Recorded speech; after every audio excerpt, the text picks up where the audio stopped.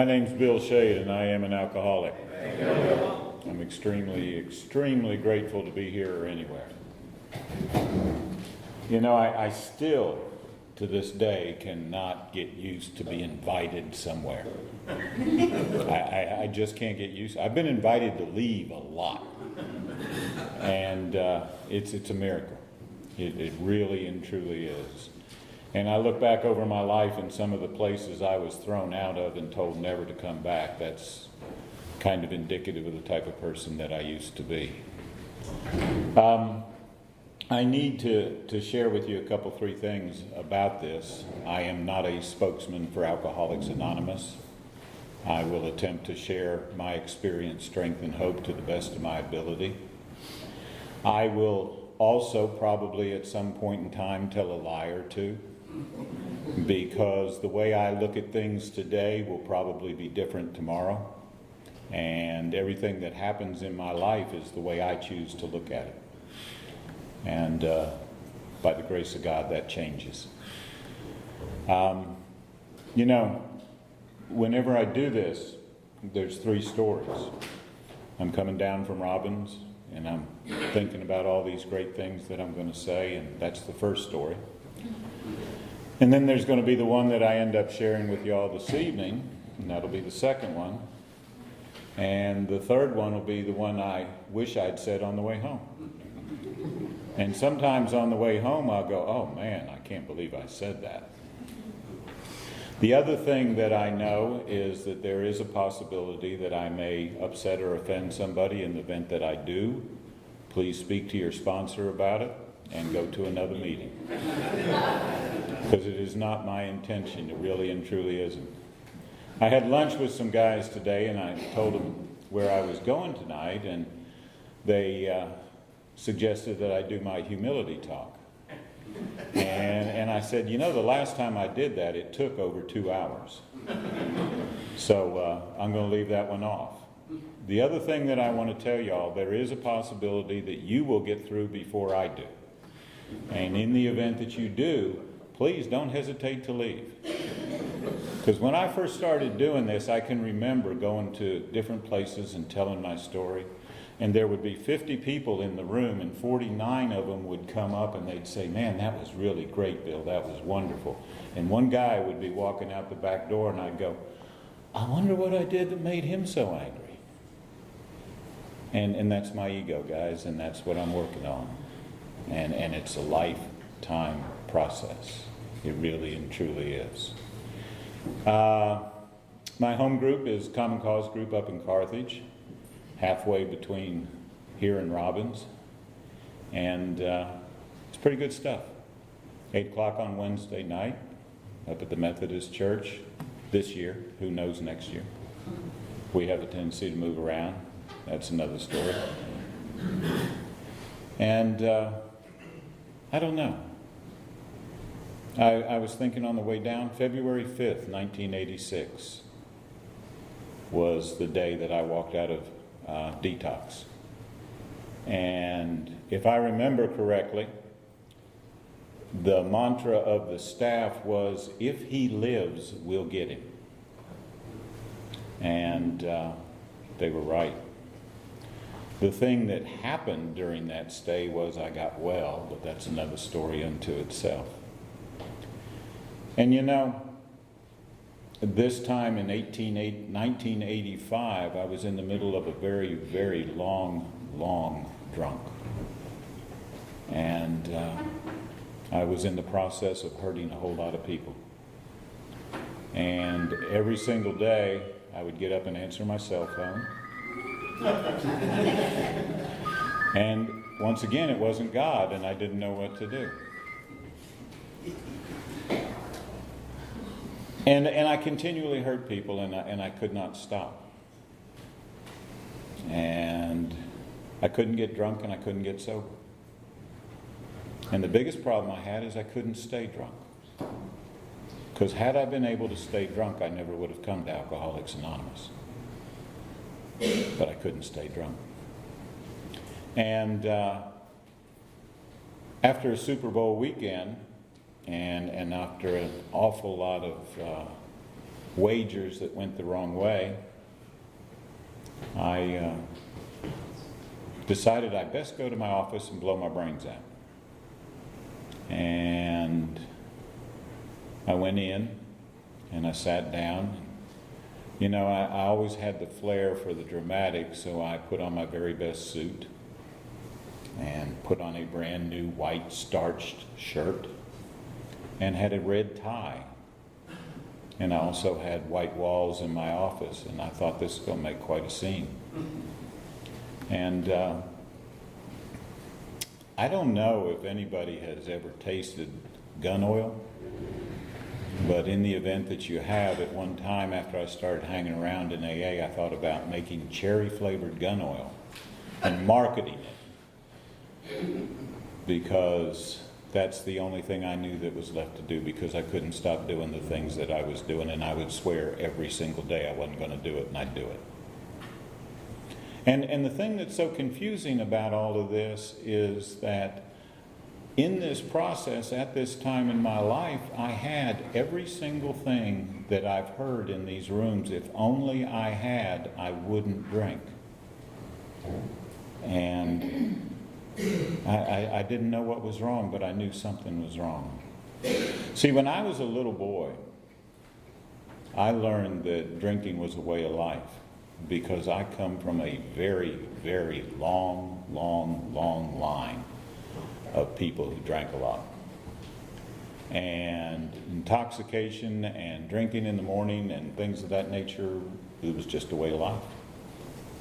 And I can remember that my grandfather on the maternal side would call for test days when we would have a reunion. And everybody had to agree not to drink for one day. And we would not drink, and everybody would be miserable. The next day he would get up and he would say, "Thank God that's over with, let's have a drink." And that's the way I learned to drink.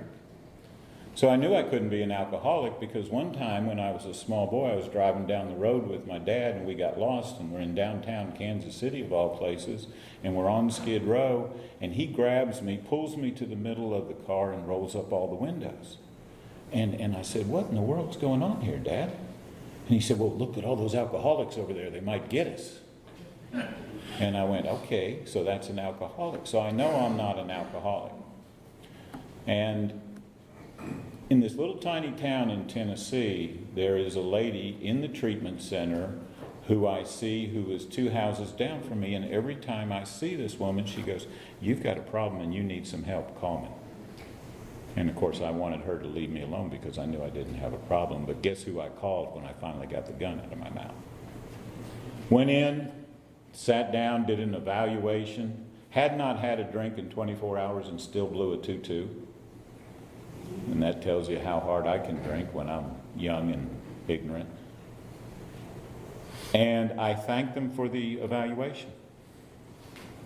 And I got up to leave. And the lady who was to be my counselor came up from behind her desk. She was 4'4" tall, and slugged me in the chest as hard as she could. And she said, "You stupid SOB, do you not understand that if you walk out of this facility, you'll die?" And at that particular moment in time, I was given a gift, because I sat down and I found the key to success in Alcoholics Anonymous, and I didn't even know it, because I looked at her and I said, "Tell me what to do." And she said, "You're going to call your wife, you're going to call your employer, and you'll see him in 30 days. And I picked up the phone, and I called my wife, and I called my employer, and I started following directions. And I followed instructions. And I want you to know that in that time, I came out of detox after 12 days, and in the next 18 days, I was cured. I read the big book. I worked the first 4 steps, and I knew exactly what it was that they needed to do with those other people in that treatment center. And what really, really, really upset me was once I got out of that place, they didn't call me so that I could tell them what it was they needed to do for those other patients. Go figure. They had one requirement. for you to get out of this facility. You had to go to a meeting and get a sponsor. You had to come back and tell staff who your sponsor was. The first 2 times I came back with a name, they said no. The next time I came back, it was a he, and they said yes. How about that? And I remember I got this guy, and his name was Jack, and Jack said, I said, Jack, I'd like for you to be my sponsor. He said, I might and I might not. He said, here's the rules. You call me, I don't call you.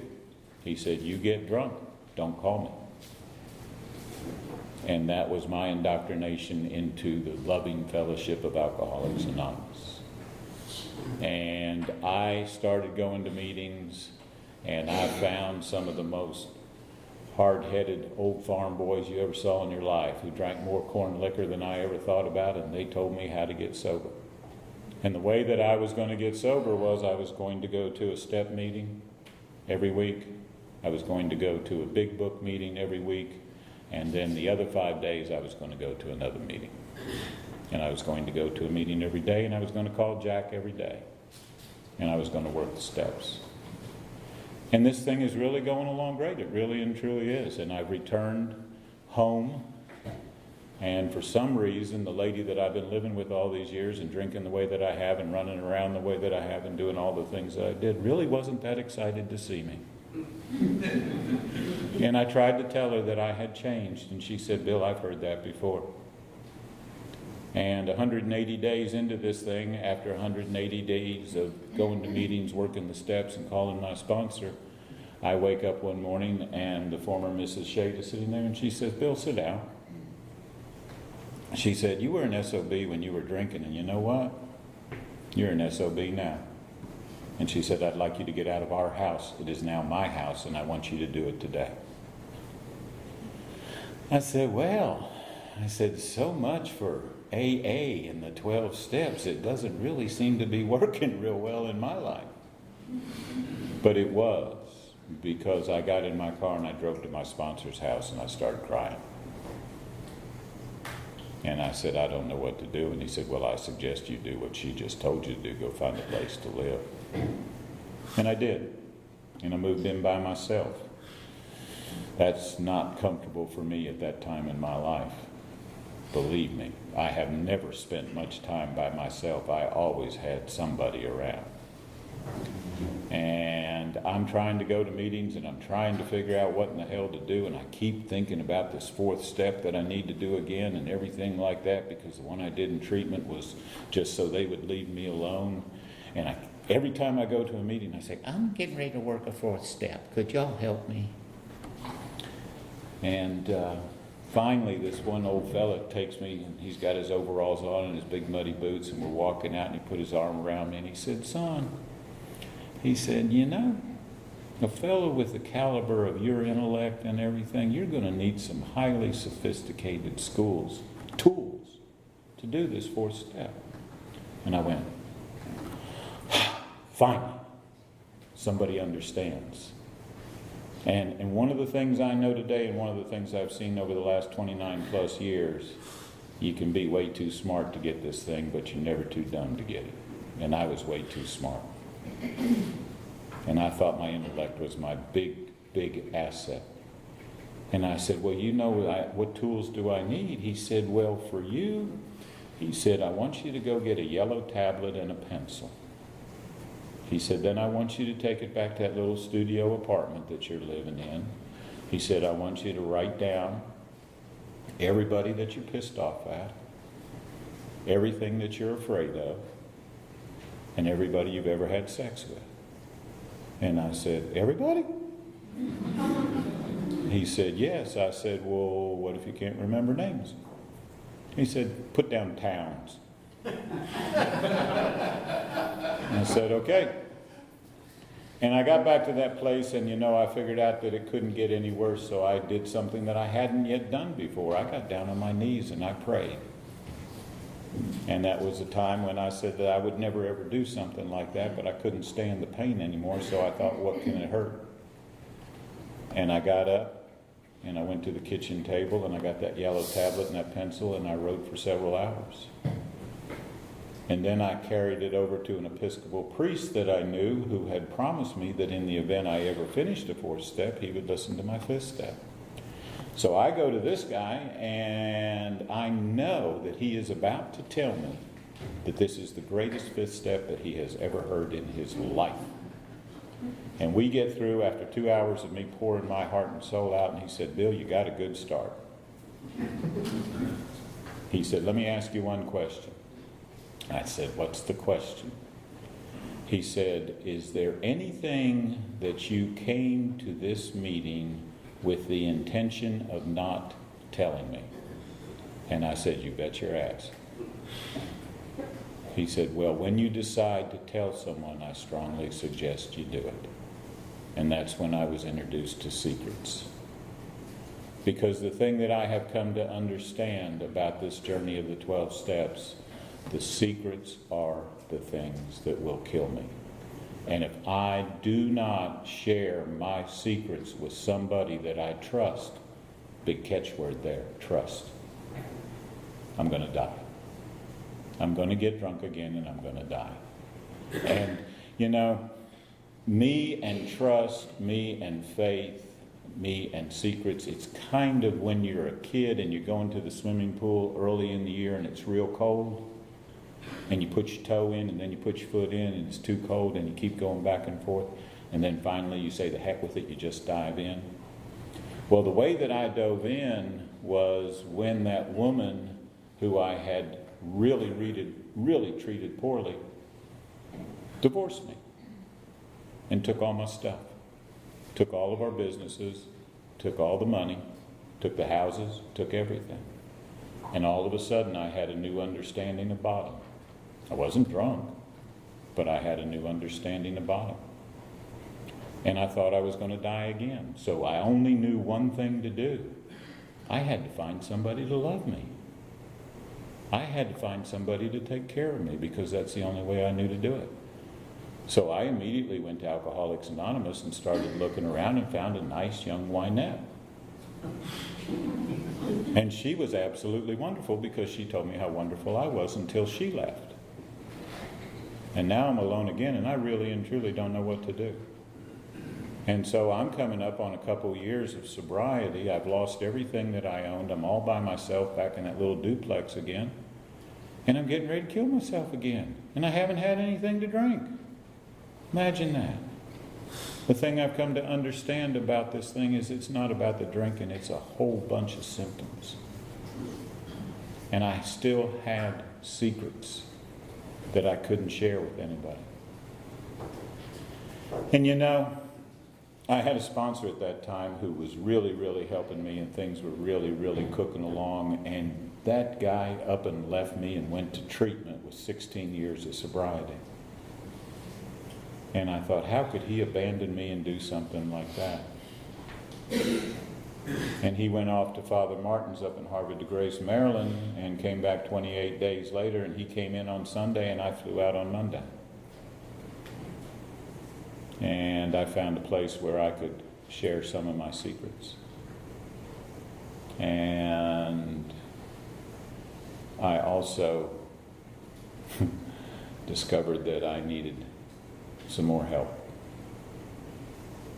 And one of the things that they taught me in Father Martin's was 36 warning signs of relapse. The whole premise being that relapse is a process and it ends with a drink.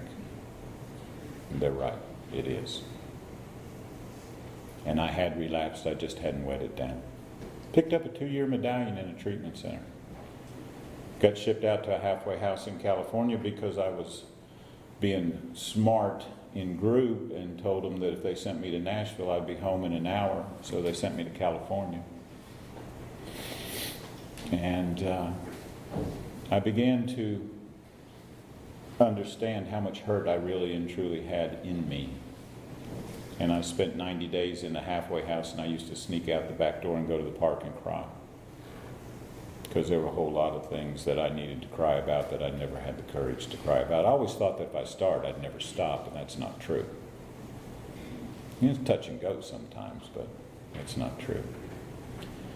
And so I have a great, great time out in the halfway house. Just love living with 19 other guys. I can't think of any more fun in the world. Anybody who's ever been, it's just grand. It really is. 19 guys in 2 bathrooms.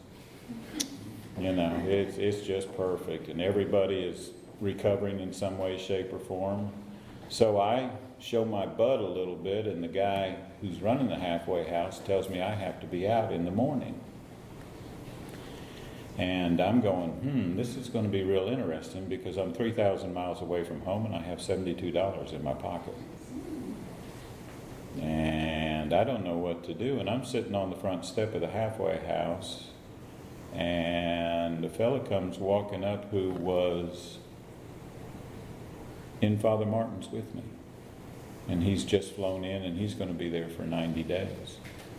And I said, Alan, I wish that I could stay here with you, but they've thrown me out. And he reaches in his pocket and he says, well, give them this and I'll bet you they let you stay. And he gave me $300. And I took it to the house manager. And the reason that he said that he was throwing me out is because I hadn't found a job. And I said, well, if I can pay my rent for the next 2 weeks, can I have 2 more weeks to look for a job? Here's $300. He said, sure. And see, all of these things that I'm talking about are miracles in my life that I didn't know they were miracles. I thought it was just blind luck. I didn't know it was divine intervention. Alan and I are roommates. We spend 90 days out there. I get better. I'm ready to come home, but I don't have anywhere to go. So when you're 35 years old and you don't have anywhere to go, where do you go? You go to Mom and Dad's. Get in my Mom and Dad's house, and my dad sits me down the first night, and he said, you know, son, we tried this about 18 years ago. It didn't work well then. It's not going to work now. He said, I'm going to give you a few $100 and go find a place for you to live. I just thought it was blind luck. It was divine intervention. Because if you knew my dad, that was just way, way out of character for him, and it was his only way of showing me that he loved me as much as he did. Shortly thereafter, he walked on. And it's been a long time, and now I miss him and our relationship's okay. But I had to get better before our relationship was okay. And you know, I'm sitting down here and I got a little tiny apartment, and I think it's just the greatest thing in the world because I'm not living with the boys in the halfway house. And things are coming together, and part of the agreement that I had when I left Father Martin's that I would be abstinent, physical contact, conversation, and anything that has to do with members of the opposite sex for 1 year, which was a good call. It was something I needed to do. I'd never done it before in my life. And I'm getting kind of comfortable with this, and I'm thinking, I got to find a job, man. I really and truly do. So I go down to the Aberdeen building, and I'm sitting there, and I got an interview in the morning, and I'm just nervous as nervous can be, and I'm talking about my interview and everything like that. And the guy gets up, and he leads the discussion, and then the meeting's over, and I go home, and I'm praying to God, you know, that this is all going to work out, and I hope the interview works and everything. And man, I'm really nervous, and I'm praying to God, and I'm, you know, really making sure that God's hearing me. My old sponsor told me a long time ago, he said, God heard you the first time, Bill, but if you want to keep going, go ahead. So I get up the next morning, and I get the suit and the tie on and everything, and I go to the dealership, and I'm just really nervous, and I open the door to go in to talk to the sales manager, and there's a chairperson from the night before sitting in the desk. And I sat down, and I said, I believe, sir, that we have a mutual friend. He said, who's that? I said, Bill Wilson. He said, you're hired. And see, I thought that was just blind luck, but it wasn't. It was God doing for me what I can't do for myself. And you know, the thing I've come to understand is I live forward and I learn backwards. Because what's going on around me today, chances are I won't understand it until later on. And the cool part about that is those are all exercises in faith. And the only way that my faith grows is through exercise. And the only way my trust grows is through pain. Don't know why, it just happens to be the way that it is. By doing the things that I have learned to do in these rooms, by following sponsorship and trusting people and sharing my secrets, I'm open to a better life.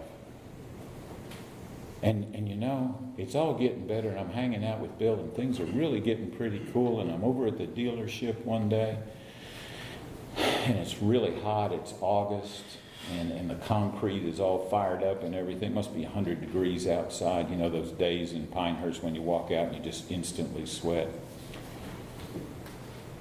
And the guy who hired me is coming out of his office, and he said, "There is a woman down on the lot, and one of you salesmen had better get down there right now." So we're flipping coins because nobody wants to go outside because it's too hot. And I lose. So I have to go all the way down and speak to this woman, and she is very standoffish, and she's almost rude. And I think, my God, man, what did I do to deserve this? Well, that standoffish, rude woman is my wife. She and I have been married for 26 years. Once again, it's God doing for me what I could not do for myself. And I am very fortunate that she had the courage to say I do. And I'm very, very fortunate that she had the courage to stay.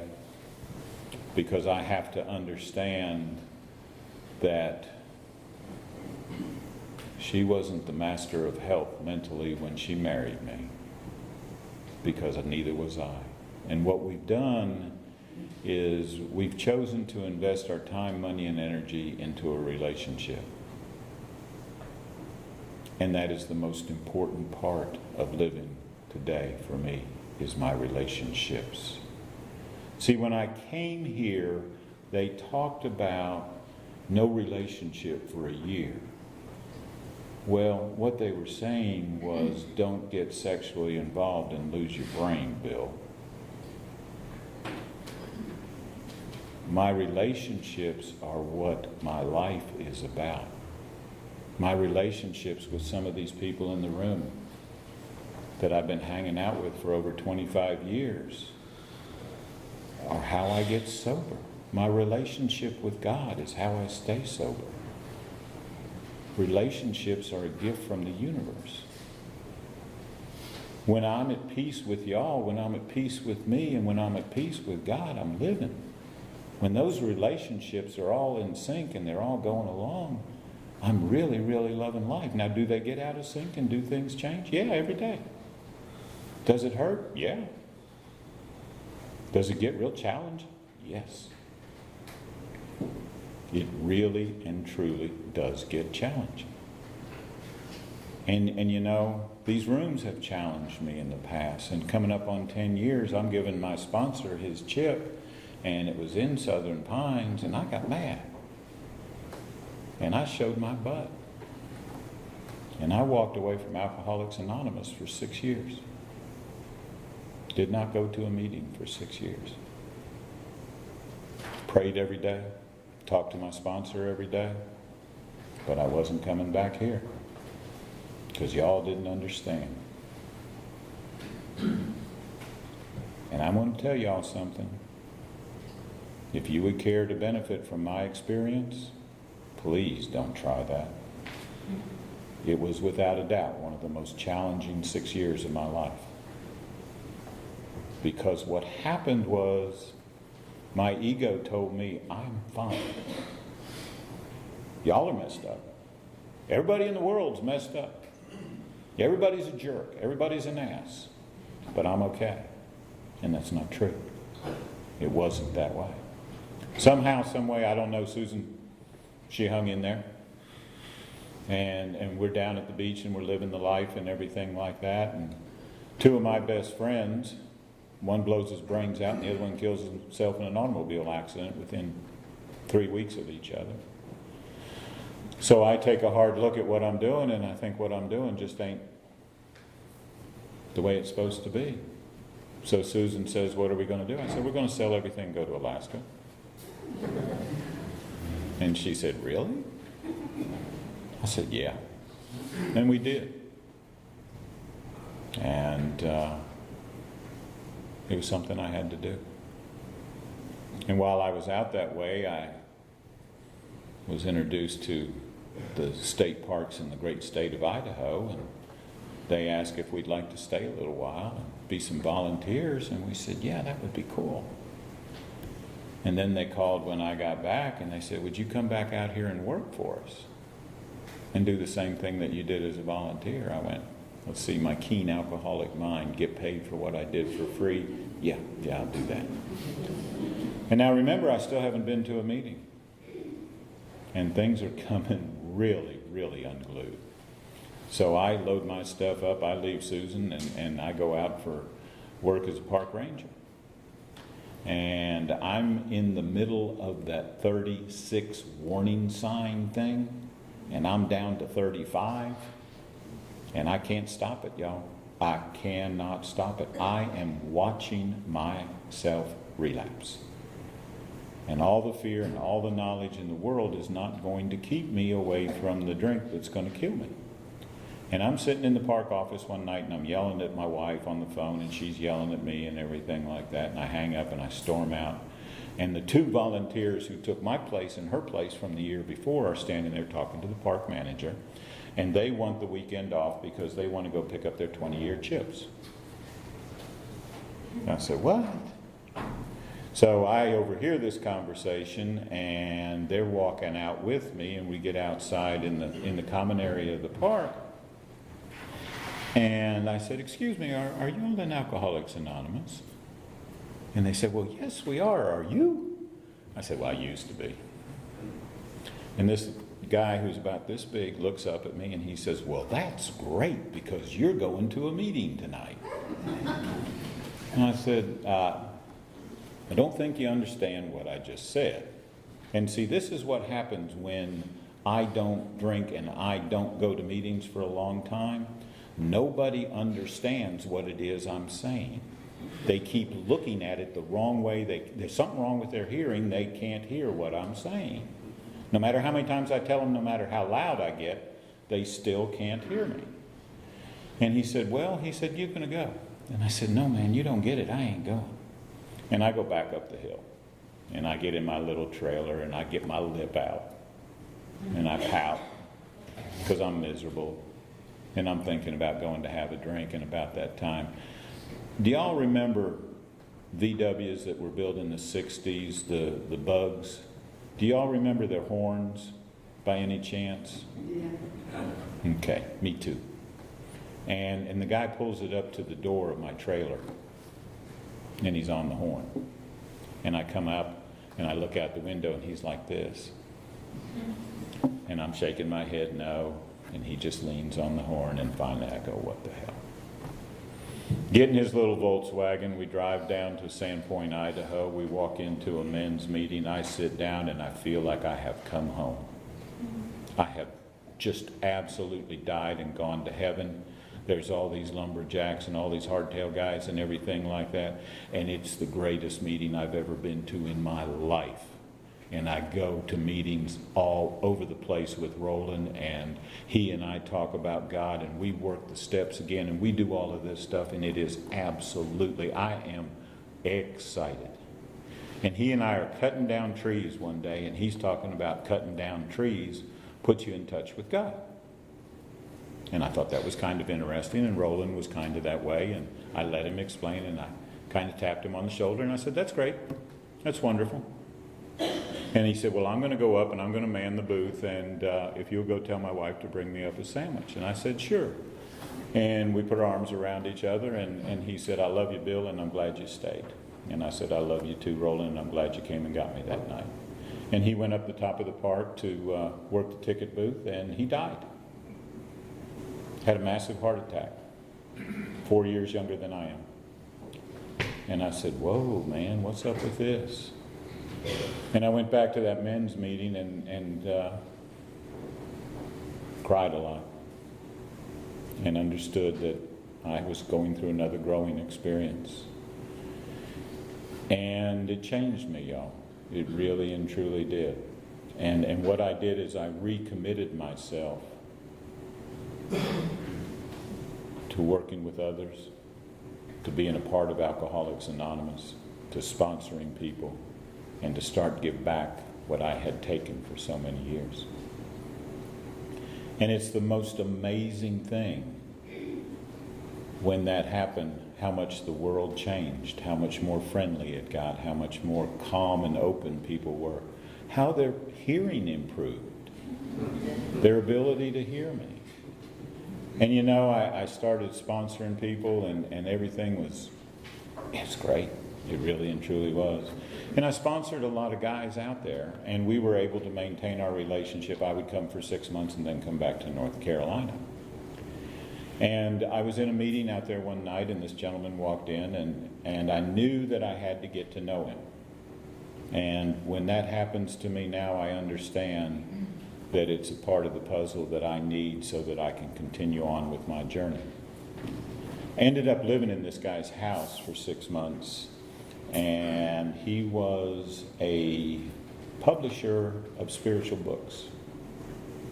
And for 6 months, he did nothing but give me DVDs, cassette tapes, and books about various parts of spirituality.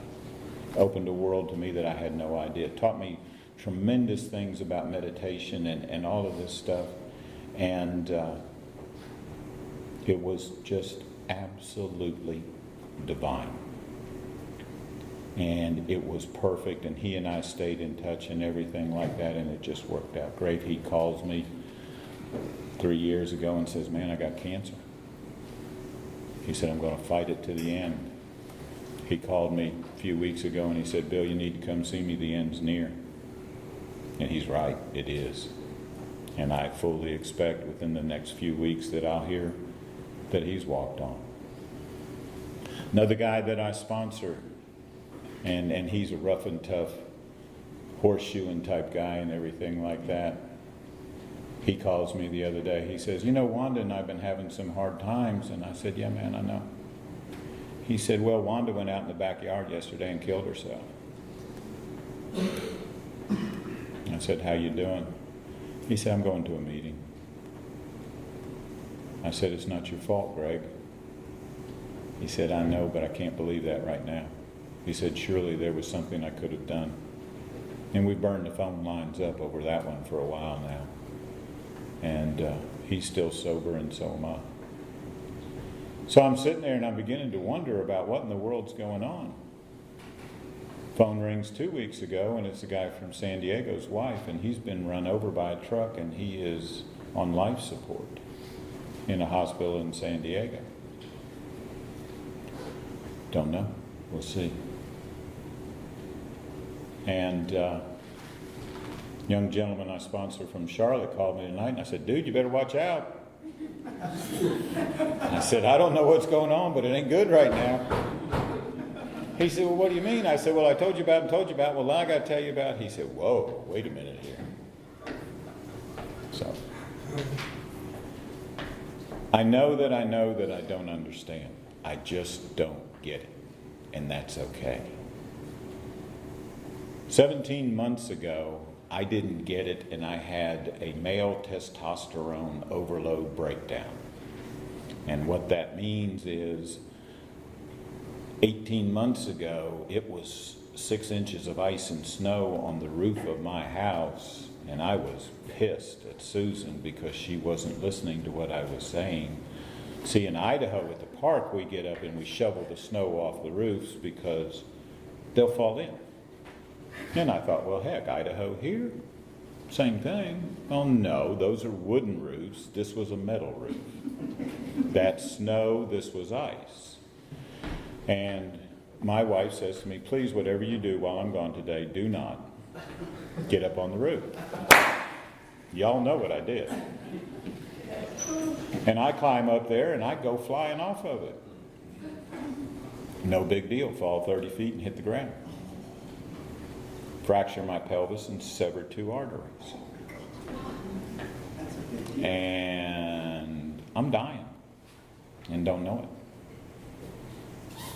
And they ride an ambulance down to the hospital over here, and they keep trying to get helicopters to get me to Chapel Hill because they don't know what to do. And I'm thinking, you're kidding, right? The doctor says, what you need to do, son, is you need to take the narcotics, go home and rest. And I said, sir, I don't do narcotics. He said, well, you need to go home and rest and take the narcotics. And Susan walks up, gets in his face and said, I think you better check his abdomen because I'm bleeding to death, but there's no blood. And my abdomen's growing and things like that. The doctor touches me. He runs out of the room. He gets a team of specialists. They do a whole bunch of tests and everything, and they go, you're right. He's bleeding to death, but we don't have the capability of doing anything here, and we can't get a helicopter. However, we do have a guy on call this afternoon who's in the hospital right now who thinks he knows what we may be able to do, but he doesn't have privileges, so we'll have to have somebody else do the surgery for him. And I go, okay. And the doctor looks at me and says, but if we don't do this procedure, you're going to die. And I said, let's go. And we do. And we did. And I obviously lived. The challenge that was confronting to me was that I had to go home and lay down for 100 days. Because where my pelvis was fractured, there was nothing they could do as far as mend or anything like that. It had to heal on its own time. I highly recommend that y'all don't do 100 days in bed unless you want one of the most difficult things you've ever done in your life. But with all things that are so darn difficult, it was absolutely phenomenal because I cried, I ranted, I raved, I prayed, I read, I meditated, I cried, I meditated, I prayed, and I grew closer to the God of my understanding than I have ever been before in my life. I grew real close to Castle reruns. I really and truly did, because that's a long, long day, and when 4 o'clock comes and you can watch Castle reruns till time to go to sleep, it's great. I had a friend who watched Perry Mason reruns, and we would compare notes while he was recovering from his event.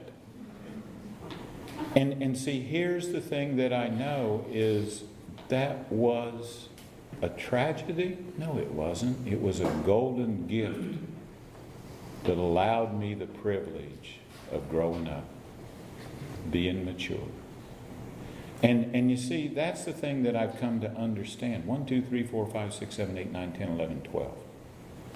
1 through 10 teach me how to grow up,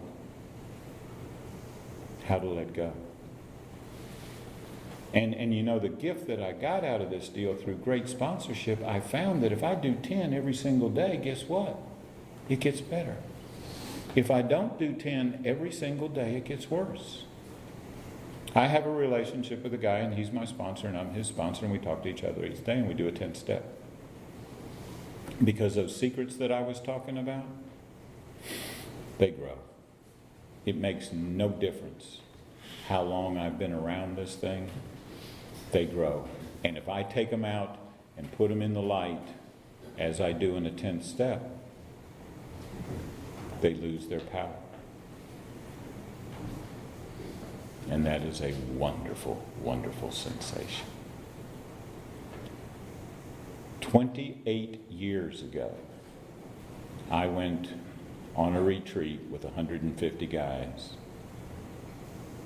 and we went down to a state park in Tennessee, and the keynote speaker that night said one of the dumbest things I have ever heard in my life. And he said, I know that I don't know, and that's okay. And he was right. Thanks for letting me share.